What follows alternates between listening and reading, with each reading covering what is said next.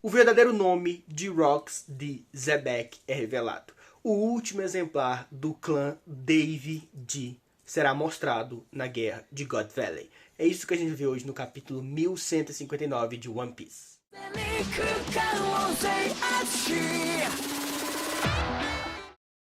A história começa em um dia trágico. Shaq foi sequestrada e Don Marlon acabou morto no processo. O responsável por essa traição não foi um inimigo externo, mas sim alguém de dentro, ou Choco, um traidor dos próprios piratas Rocks. A notícia caiu como uma bomba, não apenas em Hachinoso, mas em todo o mundo. O desaparecimento de Shaq teve um impacto tão grande que até mesmo a economia mundial ficou paralisada por semanas, tamanha influência daquela mulher.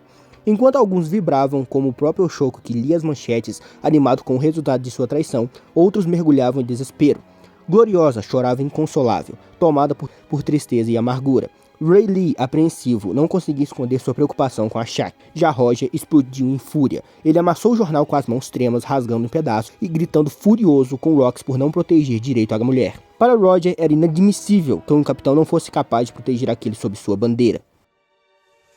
E a gente já viu aqui muito bem o quanto que a Shaq realmente é importante para o mundo, né? Tipo, a economia mundial simplesmente teve um déficit, teve um sério problema simplesmente pela prisão da Shaq e o sumiço dela, né? Além disso, a gente tem o Roger ficando puto, o Rox ficando puto, o Garp também ficando completamente revoltado pela prisão dela, né? Porque todos eles eram apaixonados, com exceção do Rox, que já deixou esse amor para trás, mas realmente é mostrado muito bem aqui o quanto que a Shaq é muito importante para esse mundo, né? Ela é simplesmente insana. Ela é completamente importante para o mundo inteiro. Um ano depois, 38 anos no passado, St. Firgaland Garlin retornava a God Valley. A cena parecia pacífica, mas estava prestes a se tornar um palco de tragédias. A mulher ruiva apresentou a Garlin seus dois pequenos gêmeos, Shamrock e Shanks. O cavaleiro não escondeu sua surpresa ao perceber que eram irmãos idênticos, e até demonstrou certo encanto, dizendo que eles eram adoráveis. A mulher, em tom de súplica, pediu que Garlin permanecesse na ilha com ela e com as crianças. Mas a resposta foi fria. Ele não podia, pois God Valley desapareceria em breve. Sem hesitar, sacou sua espada e a perfurou. Enquanto a mulher caía gravemente ferida, Garlin declarou que já havia escolhido para ele uma esposa digna de seu status. Ele mesmo havia ordenado a captura dela e planejava torná-la sua se fosse vitorioso no torneio que se aproximava. O caos começava a se espalhar. Navios da marinha aportavam na ilha, enchendo as ruas de soldados. Os cidadãos confusos tentaram fugir, mas eram impedidos pelos marinheiros. Entre eles, um jovem se destacava, Monkey D. Dragon. Diferente dos outros, Dragon não desejava matar ninguém ali. Quando atacado, respondeu com disparos de tranquilizantes, não de balas letais. Sua inquietação crescia, porque eles estavam ali afinal. Mas ao questionar seu superior, apenas mandou que ficasse calado. Enquanto isso, em um navio carregado de escravos a caminho de God Valley, a tensão também crescia. Ginny espalhava informações sobre os prêmios do torneio que os aguardava. Ivankov, indignado, tentava despertar nos outros a chama da revolta, mas muitos já haviam perdido a vontade de lutar. Em outro canto da embarcação, Kuma estava em silêncio e, diferente dos demais, sorriu. Aquela energia, aquela chama que resistia em alguns, era algo que lhe trazia esperanças ainda. Do outro lado do mundo, em uma instalação secreta da Cypherpol, surgiu uma figura conhecida, mas agora jovem, Morgan's Big News. O futuro presidente do jornal World Economy News já mostrava sua ambição e audácia. Exigiu suborno para não publicar as notícias, mas diante das ameaças da Cypherpol, desafiou-os, se tivessem coragem, que tentassem calá-lo.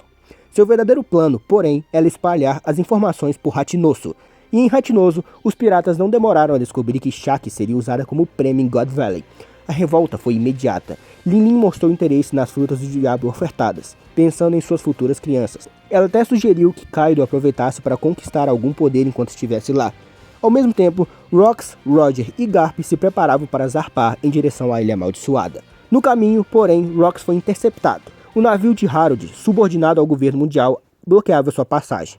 Curiosamente, Rox pediu para conversar a sós, oferecendo bebida. Harold aceitou e foi nesse momento que a maior revelação desse capítulo aconteceu. Rox explica que é uma parte oculta em seu nome. O nome verdadeiro dele é Davy D. Shebeck. Rox explica que o clã dele é algo que o governo mundial tenta eliminar há muito tempo. O ancestral foi o lendário pirata Davy D. Jones. Eles sobreviveram no submundo, sempre à beira da extinção. Mas agora ele tem um filho. Para protegê-lo e também a esposa, ele decidiu enviá-los à sua terra natal. Harold se mostra satisfeito ao saber que a esposa e o filho de Rox estão em segurança, mas ele revela que sua terra natal era God Valley. Naquele instante havia ficado claro, Rox não estava indo até God Valley para proteger Shaq e nem salvá-la, mas sim para proteger sua esposa e seu filho. nós temos aquela que é a revelação mais importante desse capítulo, né? A primeira é mais importante porque a gente tem uma outra que também é muito importante, que é simplesmente o membro do clã Dave. O Zebek simplesmente veio aqui e explicou pra gente que ele é, na verdade, do falecido clã Dave D.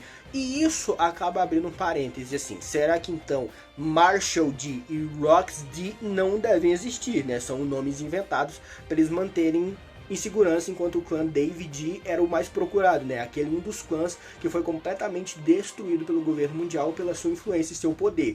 Eu acho muito interessante mostrar isso aqui agora, né? Porque realmente o Davy Jones é uma figura que sempre foi mostrada muitas vezes ali na história, mas ele não parecia ter uma conexão direta com os D. Mas agora foi revelado pra gente que ele é um Davy D. Jones. Muito bom. Indo até God Valley, o torneio começou. Raras frutas do diabo foram apresentadas, mas nada se comparava ao grande prêmio. Shakuyaku, a antiga imperatriz da Ilha das Mulheres. Ela surgiu no palco em trajes cuja, aparentemente bem tratada, mas uma exposição meio humilhante. O mestre de cerimônias anunciou que o vencedor poderia decidir se faria dela sua esposa ou sua escrava. Os dragões celestiais ficaram animados ao vê-la. Garland Figaland, o jovem Somers e Gunko discutiam entre si quem ficaria com a mulher. Cada um deles via ela como um troféu, não como uma pessoa.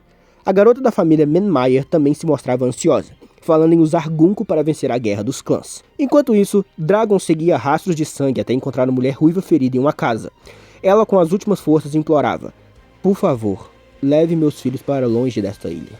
Não deixe que ele os pegue." Em outro lugar em God Valley, nós vemos um jovem Kit, ainda criança, preso em uma gaiola junto com sua mãe, que simplesmente dizia para ele: "Vem aqui, Kit, vai ficar tudo bem. Você tem que sobreviver.